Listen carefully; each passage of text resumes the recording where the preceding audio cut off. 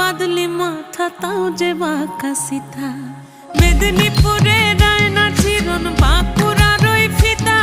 আর যতন করে বাঁধলি মাথা তাও যে বাঁকা সিথা পেছ পাড়িয়া রাজগো